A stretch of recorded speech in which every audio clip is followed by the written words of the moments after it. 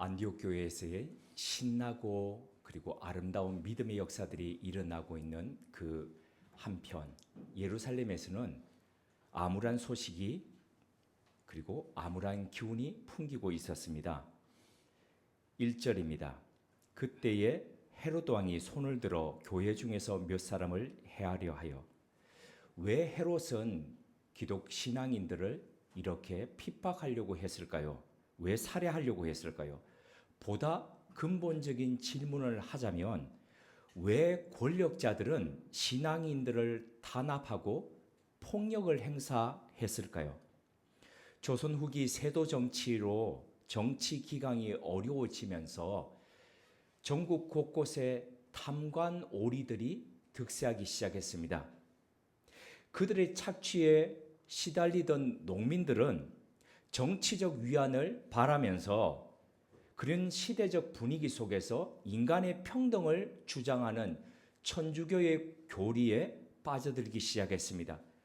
서학이라는 이름으로 또는 북학파에 의해서 중국으로부터 전해졌던 실학 사상 속에서 공부하던 실학자들에 의해서 전해졌던 그 사상을 통해서 실학자들과 민중 사이에 이 천주교가 퍼져가기 시작했습니다.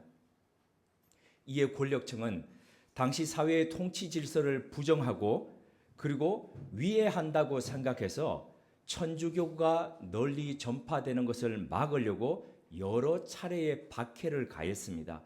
신의 박해를 필두로 해서 을묘 박해, 신유 박해, 을해 박해, 기해 박해, 병호 박해, 그리고 병인 박해가 자행되었습니다. 수많은 천주교도들이 천주학 죄인, 천주학쟁이라는 이름으로 비난을 받으면서 순교의 피를 흘려갔습니다. 그 대표적인 것이 우리가 지난 여름에 방문하려고 했는데 미처 방문하지 못하고 다음 기회로 미루고 왔던 절두산입니다. 자, 앞선 질문으로 돌아갑니다. 왜 권력자들은 신앙인들을 이처럼 핍박하고 그리고 탄압하고 폭력을 행사했을까요? 자신들의 지위와 그리고 자신들의 자유를 위협한다고 생각했기 때문입니다. 그럼 왜 갑자기 헤롯 왕은 기독교인들을 이렇게 탄압하려고 작정했던 것일까요? 사도행전 12장에 등장하는 이 헤롯 왕은 예수님께서 태어날 때에 2세 이하의 유아들을 학살했던 바로 그 헤롯 왕의 손자입니다. 그리고 예수님이 십자가에 못 박히시기 전에 빌라도가 잠시 헤롯에게 예수님을 보내지요. 그래서 신문하게 하지요. 그 신문하게 했던 그 헤롯은 바로 오늘 등장하는 이 헤롯 아그리파의 삼촌뻘 되는 헤롯 안티파스였습니다. 그러니까 예수님을 신문했던 사람, 다시 돌아가서 예수님이 태어날 때에 유아들을 학살했던 그 대헤롯이라고 하는 사람의 손자이고, 그리고 예수님을 신문했던 헤롯 안티파스의 조카이고, 그런 사람이 바로 헤롯 아그리파 1세라는 사람이 오늘 사도행전 12장 1절에 등장하는 헤롯 가문 중에 헤롯 왕이었습니다.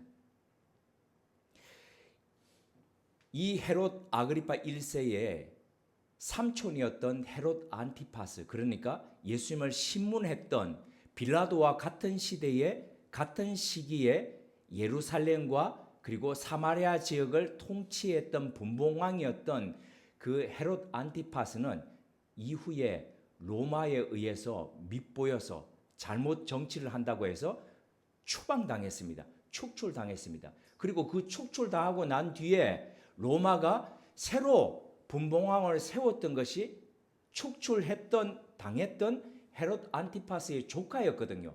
그러니까 이 조카는 자기 삼촌이 로마에 밉보여 가지고 축출당하는 것을 눈으로 직접 목격했던 사람입니다. 그러니까 나도 여차하다가는 내 자리를 잃을 수 있구나 하는 것이 늘 노심초사했던 사람인 거죠. 그러니까 이걸 하지 않기 위해서 예루살렘과 사마리아 지역에 어떤 소요라든지 이런 것들이 일어나지 않도록 잘 통제해야 했고, 그리고 대다수를 차지하고 있었던 유대교 신자들의 마음을 얻어야 했습니다. 그러니까 이런 마음이 있다 보니까 이 사람은 어떻게 하면 내가 내 자리를 지킬 수 있을까 늘 생각하면서 누구에게 잘 보여야 될까를 마음속에 가지고 있었던 것이죠. 하나는 로마에게 잘 보여야 했고 또 다른 하나는 유대인들에게 잘 보여야 했습니다. 물론 이 집안 내력이 워낙 폭력을 행사하는데 그리고 피를 흘리는 데에 이건 주저하지 않던 집안이었습니다. 말씀드렸듯이 할아버지는 2세 이하의 유아들을 학살하면서까지 유대인의 왕으로 다시 태어나는 그런 일들이 없도록 피해 잔치를 벌였던 사람이고, 그 아래쪽에 있던 사람은 세례 요한을 죽이고 그 피를 받던 사람이고, 그리고 여기에 지금 손자 역시도 지금 그 길을 걸어가고 있다는 것이죠. 그래서 종교적으로 주류였던 유대교 신자들의 환심을 살 뿐만 아니라 그 당시 이 신흥 종교였던 기독교가 하나님 나라라는 이름으로 운동을 벌려가고 그게 점차 확산되니까 그 나라가 혹시 나의 나라를 위해하지 않을까 이런 염려가 있었던 겁니다. 그래서 이 헤롯 아그리파 1세의 입장에서 보자면 그 하나님 나라의 운동이었던 교회를 탄압하지 않을 수 없었다는 겁니다. 자, 그렇다면 여기서 또 하나의 의문이 듭니다. 그러면 탄압을 하자면은 교회를 싹 없앤다든가 아니면 또 다른 조치를 취할 수 있으면 되는데 왜 유독 야고보를 콕 집어서 마치 핀셋으로 집어서 하듯이 야고보를 집어서 그렇게 야고보에게 위해를 가하고 야고보를 칼로 죽이는 왜 그런 일을 행했을까 하는 그 의문입니다. 우리말 속담에 이런 말이 있죠. 모난 돌이 뭘 맞는다고요? 정을 맞는다. 정이라고 하는 것은 돌이 툭툭 튀어난 그 돌들을 툭툭 잘라서 쪼개는 일을 하는 것입니다. 어린 시절에 동네에 석수쟁이가 있었습니다. 석수쟁이라는 것은 돌을 깨가지고 돌을 깨어서 돌로 벽을 만들거나 아니면 제방을 쌓거나 하는 그런 일들을 하는 사람이었거든요. 냇가에 커다란 돌들이 있으면 그 사람들은 정을 가지고 톡톡톡톡 하나씩 박아 넣습니다. 그리고 이 해머를 가지고 커다란 해머로 그 돌을 축축 쪼개는 것들을 직접 본 적이 있습니다. 모난 돌이 바로 그런 정을 만든다는 것이죠. 말과 행동이 두각을 드러내거나 남들과 달라서 눈에 띄는 역할을 하는 사람들이 미움을 받는다는 뜻이죠. 헤롯 왕이 신흥 종교 교회 신자 중에서 가장 먼저 이 야고보를 택했던 것은 바로 야고보가 모난 돌이었기 때문입니다. 야고보의 별명이 있었습니다. 예수님이 직접 지어준 별명이었습니다. 기억나십니까? 보아느게, 우레의 아들. 요즘 말로 하자면 토르의 자식 이런 겁니다. 우르릉쾅쾅이죠. 성질도 욱하는 성질이지만 이 안에 불을 담고 있다는 겁니다. 어떤 사람이 가슴에 불을 담고 살아갑니까? 열정 있는 사람입니다. 열심히 있는 사람이 불을 담고 살아가지 냉랭한 사람은 이 안에 가슴에 불이 없습니다. 초기 기독교 전승에 따르면 이 야고보는 다른 제자들이 예루살렘과 그 주변에서만 행동하고 있을 때에 어디까지 갔냐면 서바나까지 갔습니다.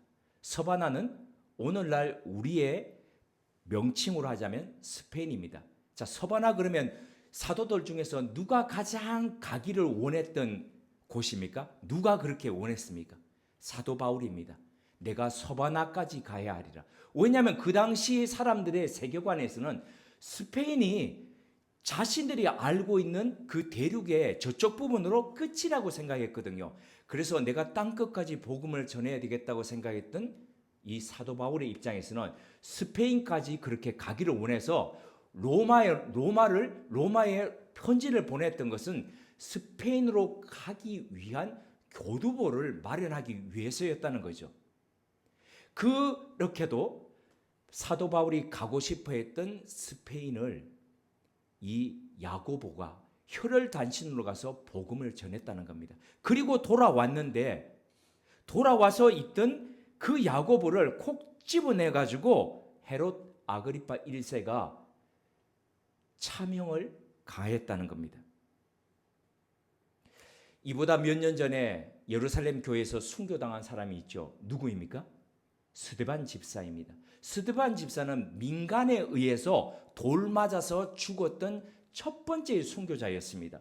근데 지금 이 야고보 사도는 민간이 아니라 국가 권력에 의해서 순교당한 첫 번째의 사도였습니다. 헤롯 왕에 의해서 야고보가 사형당하자 유대인들이 기뻐 만세를 불렀습니다. 그러자 이 헤롯 아그리파 1세는 자기의 지지 기반인 유대인들이 좋아하자, 야, 이거 어떻게 하면 더 좋게 할까? 그래, 더 많은 사람을 죽이자라고 생각을 했습니다.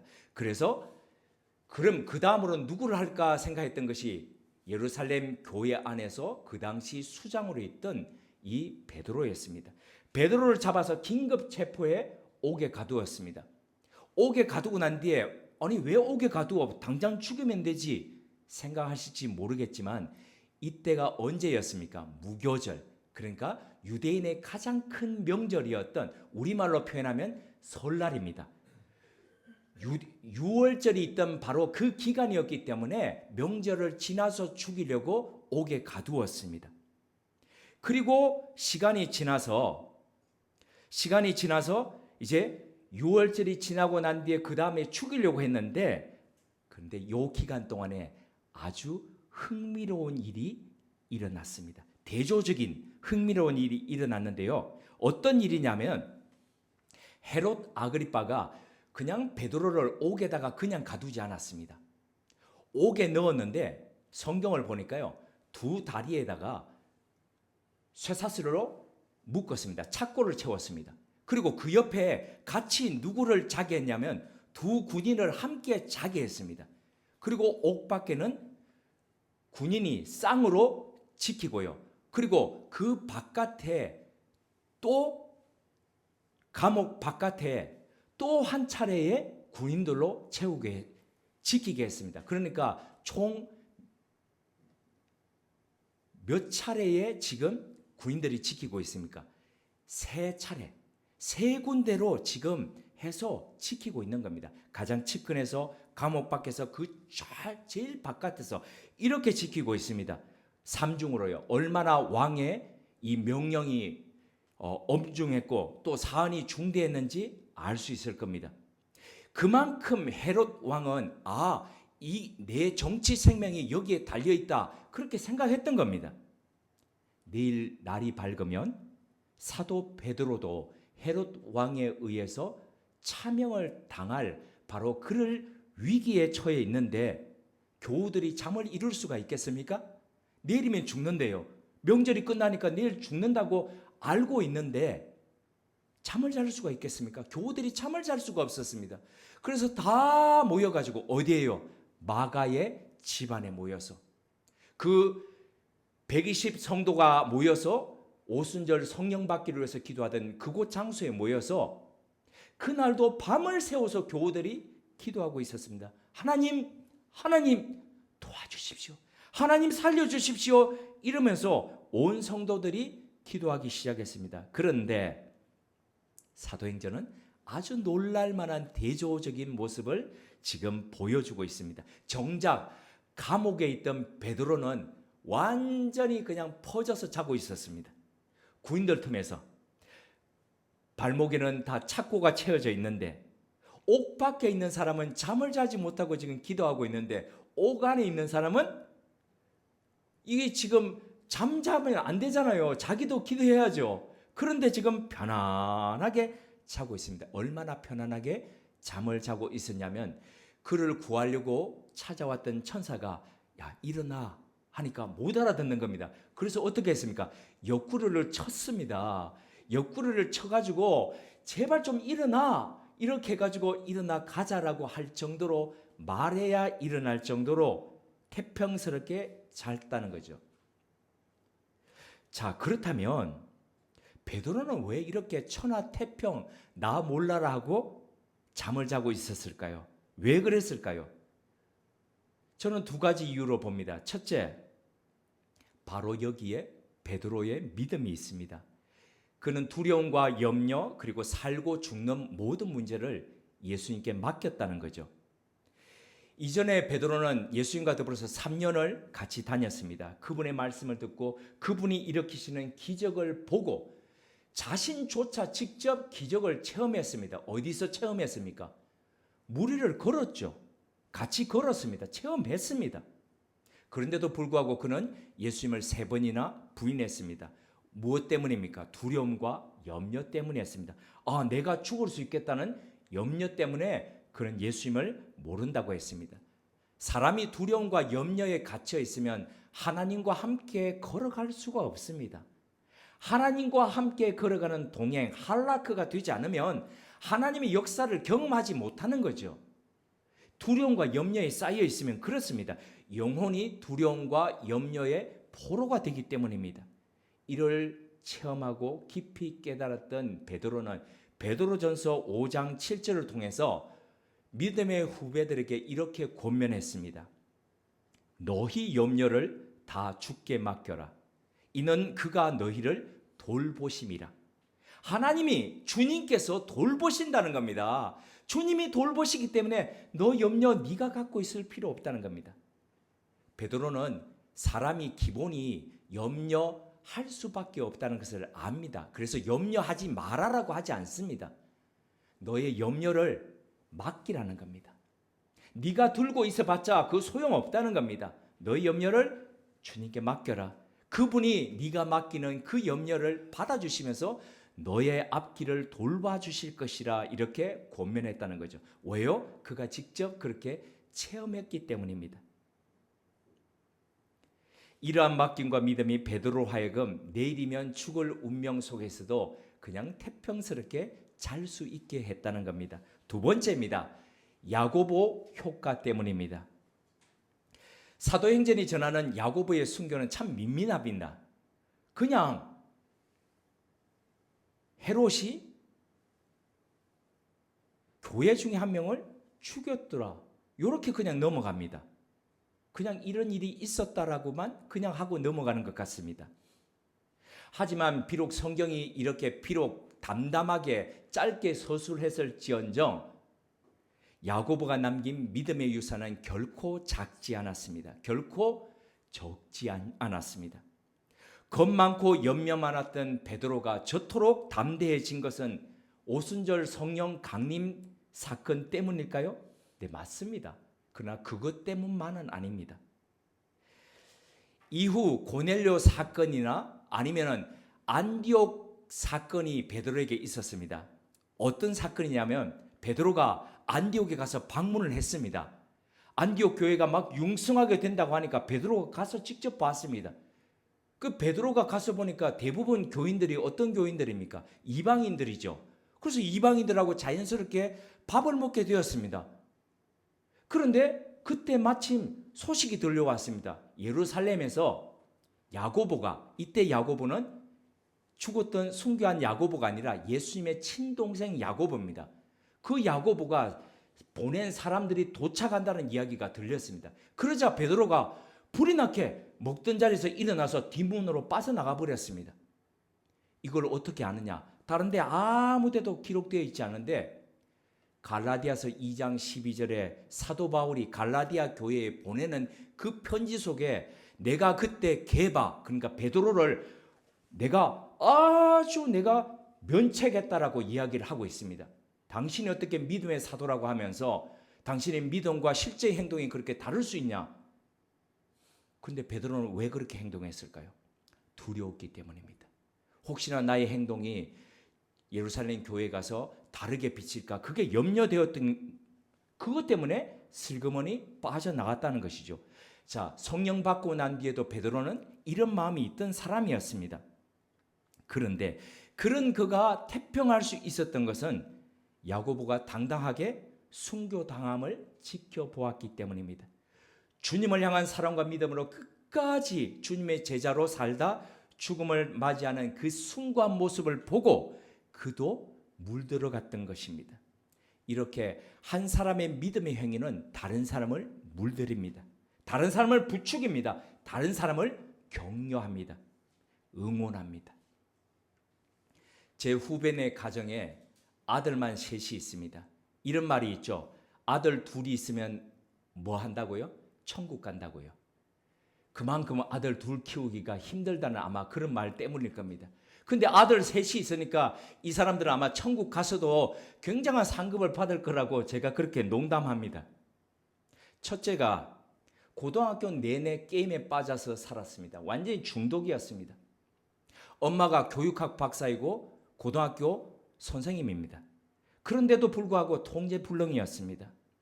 그러던 어느 날 이 첫째가 고3이 되었는데 3월이었는데 문득 자기가 이런 생각이 들더래요.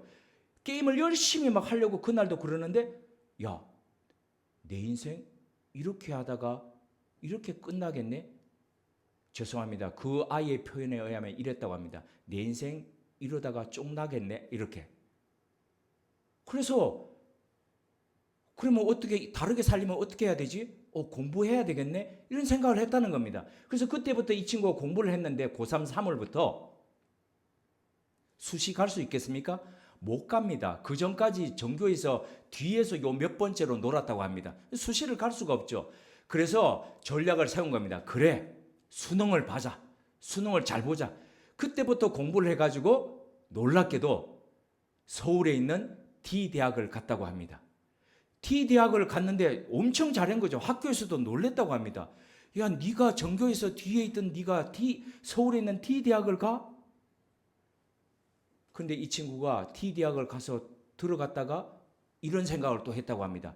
야, 내가 공부하니까 되네. 나도 되네. 그럼 내가 한번 재수를 해봐. 그럼 더 좋은 대학 갈 수 있겠네. 재수를 했습니다. 그래서 올해 신촌에 있는 S대학을 갔습니다. 경제학과를. 그러니까 가장 그 집안에서 놀랬던 사람이 있습니다. 셋째입니다. 그 집안의 셋째. 늘 형을 보면서 무시했다고 합니다. 저 형은 아무것도 하는 게 없고 게임밖에 모르고 셋째가 이제 중학교 3학년인데 늘 자기 형을 무시했다고 합니다. 동생한테도 인정받지 못하고 동생한테도 무시당하던 그 형이 그렇게 변하는 모습을 보면서 자, 그렇다면 그 동생은 열심히 했느냐? 아니요. 동생은 꿈도 없고 희망도 없고 그냥 날마다 살아가던 그런 셋째였다고 합니다. 그 셋째가 자기가 무시하던 형이 그렇게 변하니까 나도 해야 되겠다. 그래서 그때부터 이렇게 아버지한테 얘기했다고 합니다. 아버지, 독서실 끊어주세요. 그 집안에서는 학원은 절대 보내지 않는다는 철칙이 있다고 합니다. 그래서 학원은 보내지 않는데 독서실은 무한 지원이라고 합니다. 그래서 얘가 지금 독서실을 다니면서 꿈을 키우고 있다고 합니다. 어떤 꿈이냐면 아빠, 나는 사람 만나는 것보다도 그냥 묵묵하게 내일 하는 게 좋으니까 사서가 되고 싶어요. 문헌정보학과 가고 싶어요. 처음으로 꿈을 가지고 지금 살아가고 있다는 겁니다. 열공한다고 합니다. 공동체 속에 한 사람의 변화는 이렇게 한 사람의 변화로 그치지 않습니다. 조그만 하나의 움직임이 다른 움직임을 만들어냅니다. 한 집안에서 한 사람이 믿음으로 살아가기 시작하면 그 사람의 그 움직임이 다른 가족들을 움직입니다. 비록 그 모습이 믿음으로 살아가는 모습이 어리석어 보일지 모르겠지만 그 모습이 다른 바람을 일으킵니다.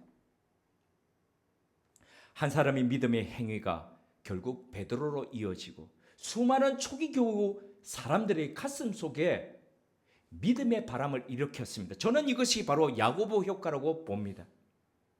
그리하여 모진 핍박과 박해 속에서도 오히려 기독교 신앙은 더더욱 왕성해 가서 오늘날 우리에게까지 이 믿음의 유산이 전해진 것이죠. 소설가였던 B.J. 손턴이 이런 말을 남겼습니다. 모든 위대한 변화는 차례로 쓰러지는 도미노처럼 시작된다. 물리학 저널에 실린 것을 보니 한 개의 도미노는 그 다음에 세워져 있는 도미노가 요 도미노보다 1.5배 크기 되더라도 넘어뜨린다고 합니다.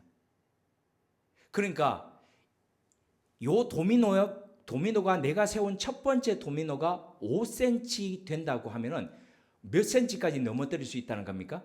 7.5cm까지 넘어뜨릴 수 있다는 거죠.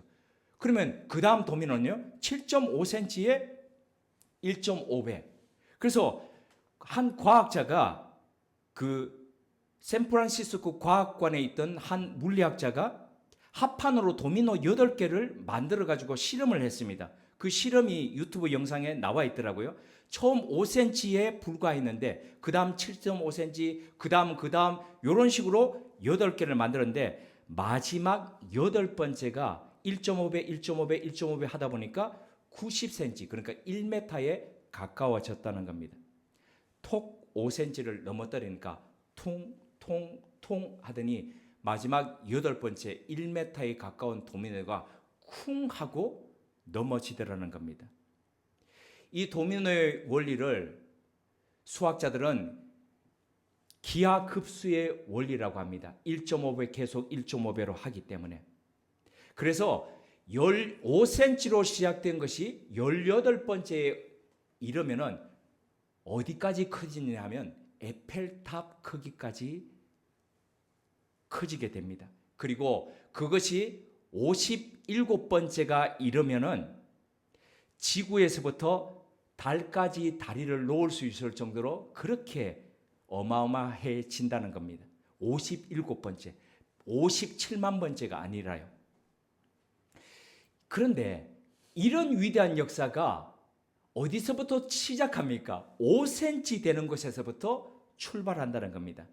그래서 원싱의 저자였던 게리 컬러는 남다른 성과를 만들어내는 사람들의 이 공통점을 도미노 원리에서부터 이렇게 찾았습니다. 삶은 크고 작은 수많은 문제들로 뒤덮여 있습니다. 하지만 삶의 우선순위를 세우고 줄을 맞춰 잘 세운다면 최초의 단 하나 그것만을 제대로 움직임으로써 다른 문제들을 저절로 쓰러뜨릴 수 있습니다. 게리 컬러는 지금 내가 할 수 있는, 그래서 단 하나의 일, 바로 그 5cm를 세우고 5cm를 넘어뜨리는 바로 그 일을 찾으라고 강조합니다. 그 일을 찾게 되면 이 1.5배의 도미노가 연쇄적으로 쓰러지듯이 놀라운 일들이 벌어진다는 겁니다. 그래서 큰 성공은 막 동시다발적으로 여기저기서 일어나는 것이 아니라 일정한 시간을 두고 순차적으로 일어난다는 겁니다. 처음에는 미비해 보이지만, 처음에는 그걸 왜 해? 할지 모르겠지만 그 영향력은 기하급수적으로 쓰러진다는 겁니다. 지난 주 중에 새벽에 잠이 일찍 깨서 아침에 묵상하는 동안에 시편 31절 15절의 말씀이 가슴에 찔리듯이 푹 하고 다가왔습니다. 나의 앞날이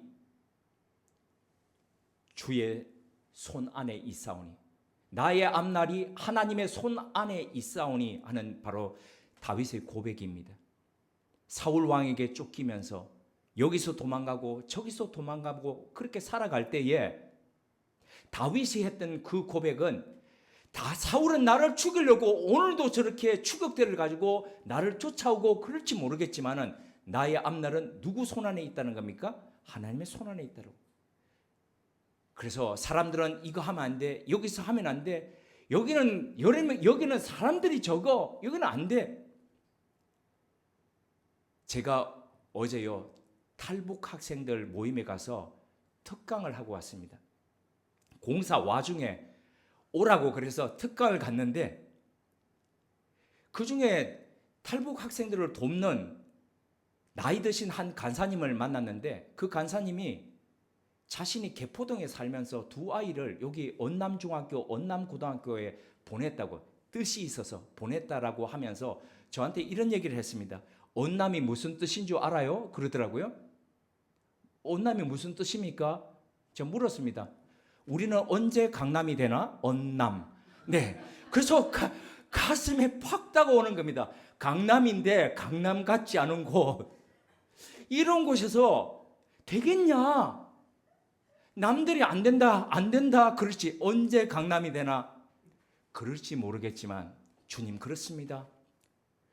그렇습니다. 언제 강남이 될지 모르는 이곳에서 그러나 저의 앞날이 하나님의 손 안에 있습니다. 하나님 그렇습니다. 그러면서 믿음의 5cm의 도미노를 쌓자라고 결심했습니다.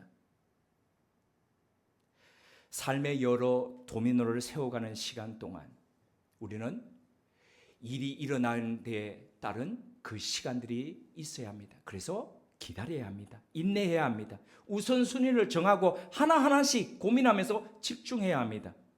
그럴 때에 언젠가 하나가 무너질 때에 하나님의 역사가 일어나는 것을 보게 될 것입니다. 지난해 우리가 알고 있듯이 올 초군요. 올 초고 그리고 또 지난 부활절 기간이고 스위스에 우리가 알고 있는 몇몇 분들이 같이 그 동네 분들이 휴가를 내어서 산티아고 가는 길을 걸었습니다. 그분은 매번마다 휴가 될 때마다 요 구간을 걷고 요 구간을 걷고 요 구간을 걷고 그렇게 한다고 합니다. 제가 자료를 조사해 보니까 지난해 한 해만도 이 산티아고 순례길을 완주한 사람이 50만 명에 이른다고 합니다. 근데 이거는 다 완주한 사람이고요.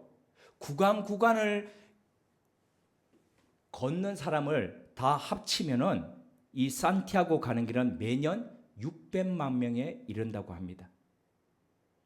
1986년 산티아고 순례를 통해 삶의 큰 전환점을 맞았던 작가 코엘료라는 사람, 그 베스트셀러 작가이죠. 이 사람이 이런 말을 했습니다. 산티아고 가는 길은 목표를 상실한 현대인들에게 영감을 준다. 가톨릭 역사학자인 프랑코 카르틴이라는 이 사람은 이런 말을 했습니다. 삶의 의미는 진정으로 몸과 마음에 귀를 기울이고 옛길을 다시 걸으며 지금 이 순간과 이곳을 초월하는 것을 추구할 때 다시 발견할 수 있다라고 순례 소감을 밝혔습니다. 까미노 데 산티아고 가는 길. 이 길이 어떤 길입니까? 도대체 어떤 길이기에 전 세계에서 600만 명이나 되는 사람이 매년마다 이 길로 몰려듭니까? 800km나 되는 그 길을 왜 터벅터벅 물집이 나면서 왜 그 길을 걷습니까? 그 길이 어디를 향하는지, 그 길의 끝에 무엇이 있는지를 보면 짐작할 수 있습니다. 까미노 데 산티아고의 종착점이 어디입니까? 별들의 들판이라는 이름의 뜻을 가진 콤포스텔라 대성당이 바로 그 종착점입니다. 정식 이름은 산티아고 데 콤포스텔라, 별들의 들판 성 야고보입니다. 바로 사도행전 12장에 헤롯 아그리파 1세에 의해서 순교당했던, 차명당했던 바로 그 사도 야고보의 무덤이 있는 성당입니다. 한순간 의미 없이 죽었고 사라졌다라고 생각했지만 오늘도 매년 600만 명에 가까운 사람들이 생의 의미를 모르던 그 사람들이 생의 의미를 찾고 삶의 목적을 다시 찾기 위해서 사도 야고보의 길을 걷고 있습니다. 나라가 망하고 바벨론에 끌려갔던 다니엘서 12장 3절을 통해서 야고보와 같은 사람의 끝에 대해서 이렇게 예언했습니다. 지혜 있는 자는 궁창의 빛과 같이 빛날 것이요 많은 사람을 옳은 대로 돌아오게 한 자는 별과 같이 영원토록 빛나리라. 오늘도 콤포스텔라, 별들의 들판이 된 야고보 사도는 수많은 사람들의 가슴 속에서 빛나고 있습니다. 길을 잃은 수많은 사람을 옳은 대로 돌아오게 하는 바로 그 길이 되고 있습니다. 이 믿음의 유산 위에 서 있는 우리는 어떤 마음으로 우리 인생의 길을 걷고 계십니까? 어떤 마음으로 우리 뒷세대를 위해서 오늘도 5cm의 도미노를 세우고 계십니까? 함께 기도하시겠습니다. 하나님, 우리로 이 시대 속에서 차이를 만드는 차이의 길을 내는 사람들 되게 하옵소서. 비록 작아 보이지만 하나님의 하실 일을 기대하며 5cm의 블럭을 넘어뜨리는 신실한 사람 되게 하옵소서. 비록 당장은 눈에 효과와 결과가 나타나지 않는다 하더라도 삶의 크고 작은 문제들의 우선순위를 잘 정하며 줄을 세워가는 성실한 사람 되게 하옵소서. 비록 사람의 눈에는 믿음의 삶이 허무하고 하찮게 보일지라도 주님만을 바라보며 묵묵히 이 길 걷는 주님의 사람들 되게 하옵소서. 그리하여 콤포스텔라 별들의 들판이 된 사도 야고보처럼 우리 또한 믿음의 역사 안에서 빛을 발하는 주님의 별들 되게 하옵소서. 예수님의 이름으로 기도드립니다. 아멘.